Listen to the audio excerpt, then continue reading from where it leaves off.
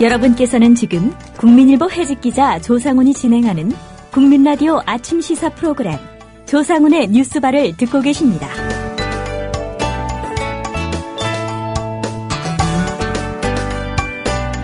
네, 수요일 오보의 역사 코너 시간입니다. 짐작하실 겁니다. 오보의 전시장, 거의 오보의 교본이 되다시피 한 현장이 있습니다. 바로 세월호 참사 관련 현장인데요. 예, 언론들의 행태, 과거에는 안 그랬겠습니까만은 이런 대형 참사가 터지니까 더욱 좀 그 부분이 확연히 드러나는 것 같습니다. 미디어 오늘의 정철웅 기자 보시고 오늘 그 얘기 좀 나눠보도록 하겠습니다. 스튜디오에 나오셨습니다. 요새 많이 바쁘시죠? 예, 정신이 없습니다. 예. 오늘이 사고 발생한 지 딱 일주일 지났고요. 예. 날수로는 8회째입니다. 일주일 전 이 시간쯤에 사고 신고가 이제 접수가 된 것 같은데, 해경 발표, 그 이후로 언론에 각종 오보가 쏟아지면서 좀 혼란을 키우지 않았습니까? 예, 맞습니다. 예. 그 부분부터 좀 차례차례 좀 짚어보죠. 예, 세월호 참사가 발생하면서 전 국민이 지금 심리적인 재난 상태인데요. 이 재난 상태에 언론의 오보도 한몫 못했습니다. 예. 세월호 참사 관련한 보도는 출발부터 오보였는데요. 세월호 참사가 발생한 16일 날 오전 첫 보도부터 오보였습니다. 세월호에 타고 있던 학생들과 교사 전원이 구조됐다. 이런 뉴시스 보도를 시작으로 많은 보도가 나왔었는데 오보였고요. 오후 2시에 이제 중앙재난안전대책본부에서 탑승객 477명 중 368명을 구조했다. 이런 발표가 있었고 언론이 이것도 역시 일제히 받아서 기사를 썼습니다. 하지만 이것도 오보였습니다. 당일날 오후 3시에 중대본에서 368명이 아닌 180명을 구조했다. 이렇게 정정을 했었고요. 언론은 이 같은 중대한 오보에 대해서 자신들의 책임을 이제 교묘하게 비껴가면서 부랴부랴 이제 자막을 수정을 했었습니다. 예. 오후 4시에 중대본은 이제 탑승 인원이 459명이고 이 중에 164명을 구조했다. 이렇게 또다시 수정을 했는데요. 언론은 중대본의 발표가 나올 때마다 이제 자막을 고치느라 바빴고 이 과정에서 생존자가 368명에서 164명으로 줄어들지 않았습니까? 절반으로 줄어든 거죠. 예. 여기서 실종자 가족들이 언론에 불신을 갖게 된 계기로 보시면 될 것 같습니다. 예. 결국은 탑승자 숫자가 지금까지 파악된 것만 봐도요. 예, 6차례나 좀 바뀌었고요.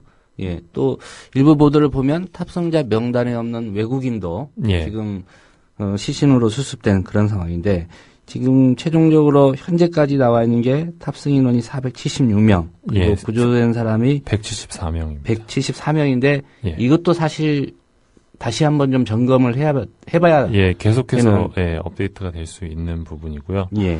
그러니까 이런 통계의 오보 같은 경우는 사실 정확히 집계해내는 게 쉽지 않은 측면이 있습니다. 그러니까 미국이든 영국이든 상관없이 이런 재난이 발생했을 때 처음부터 정부 측에서 정확히 사상자와 생존자를 구분하기 좀 어려운 상황인데요. 예.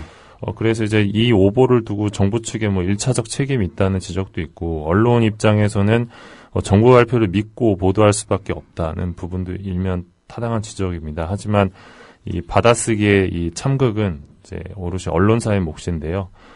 변상욱 CBS 대기자가 어제 저랑 통화를 했는데, 기자라면 이 중대본이 발표한 수치가 맞는지 의문을 던져야 한다. 우리는 정부 발표를 너무 쉽게 믿었다. 이런 지적을 하셨습니다.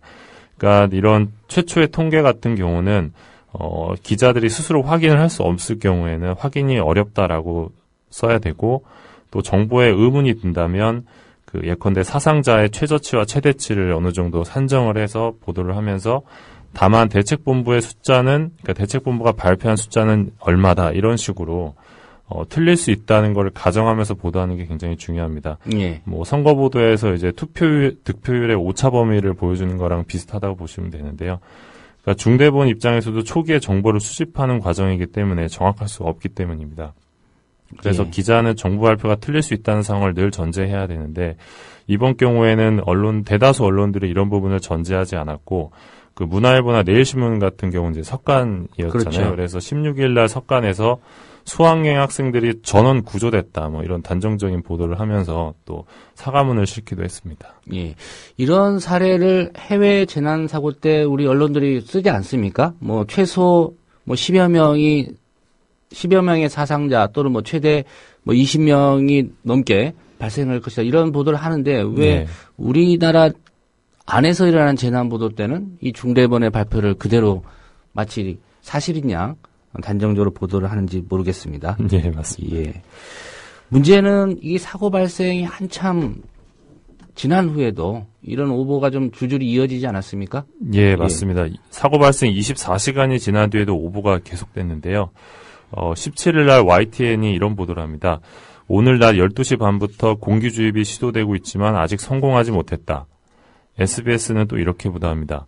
해경은 아침 7시부터 전문 업체가 세월호 선체에 산소 공급 작업을 시작했다고 밝혔다. 이렇게 보도를 했는데요. 당시 그 에어포켓이 실종자 가족에게 이제 희망적인 상황으로 이제 계속 보도가 되면서 그렇죠. 이제 배 안에 생존자를 기대하고 있던 입장에서는 이제 간절히 기다리던 소식이었거든요.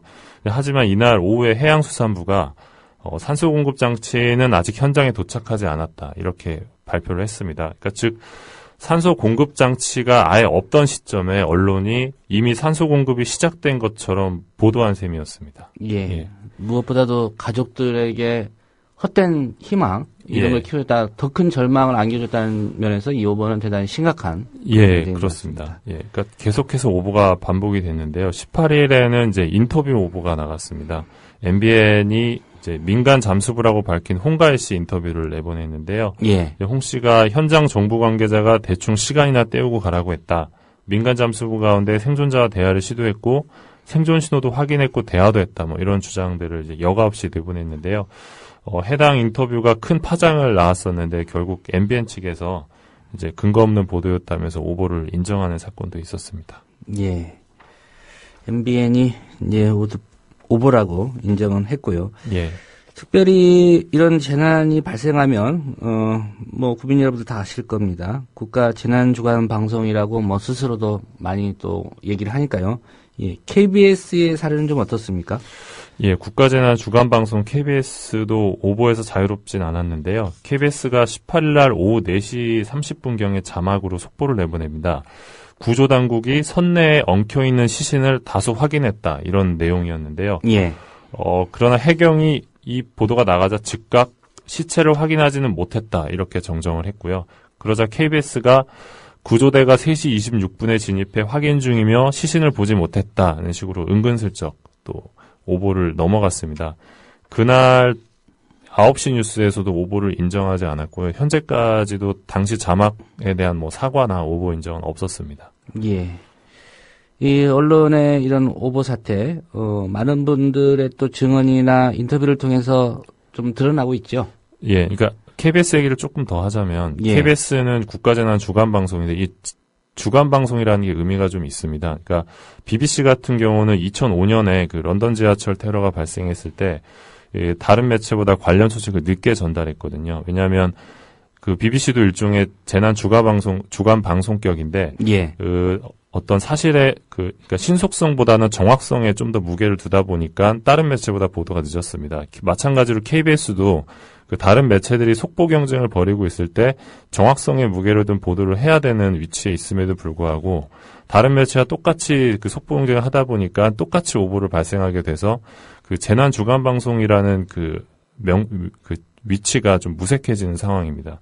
그러니까 저희가 그 수신료를 이제 좀 있으면 4,000원까지 내야 되는 상황이 올 수도 있는데 이렇게 수신료를 내면서 그 KBS 기자들에게 올바른 취재를 하도록 부탁을 하고 있는 상황인 건데 KBS가 이런 식으로 방송을 하면 이제 공영방송으로서 볼 수 있을지 그런 의문이 들 정도입니다. 예, 뭐 신속한 보도 필요하겠지만 그보다 먼저 전제돼야 되는 건 정확해야 된다. 예, 주간방송으로서 역할이 또 있으니까요. 예. 근데 뭐 다른 매체들도 뭐 주간방송이 아니더라도 언론으로서 역할을 지켜야 됨에도 불구하고 여전히 오보를 냈는데요. 그러니까 YTN 같은 경우도 이제 YTN 포함해서 다른 언론들은 이제 18일 날 뭐 잠수부들이 선내 진입에 성공했다 뭐 이런 보도를 쏟아내기도 했었는데 중대본이 곧바로 선내 진입이 성공한 게 아니라 실패했다로 정정을 하니까 또 바로 허겁지겁 실패 자막을 올리는 또 총국을 보여주기도 했습니다. 그러니까 결국 계속해서 이런 오보가 반복되면서 애타게 구조 소식을 기다리던 실종자 가족을 언론이 농락한 셈이 됐습니다. 예. 결국은 가장 마음의 상처를 받았을 분들, 예, 정철훈 기자가 지적하신 대로 애타게 생환 소식 기다리고 있는 실종자 가족들일 텐데요. 예. 특별히 지금 또 보도되는 어떤 양상들을 보면, 실종자 가족들이나 그 유가족들의 어떤 심정을 헤아리지 못하는 언론의 접근 방식도 좀 문제가 되고 있지 않습니까? 예, 그렇습니다. 그래서 실종자 가족 중에는 이제 언론이 오보를 넘어서 사실을 왜곡하고 있다는 뭐 주장도 하고 있고요. 예. 그러니까 예컨대 KBS가 그 화면에서 그 조명탄을 터뜨리면서 수색 작업을 하는 장면을 보여준 적이 있는데 뉴스에서. 근데 실제로는 그 보도를 위해서만 잠깐 조명탄이 터뜨려지고 실제로는 조명탄이 거의 터뜨려지지 않았고 또 조명탄 허가를 받는 데까지 오랜 시간이 걸렸다라면서 오보를 주장하기도 했습니다.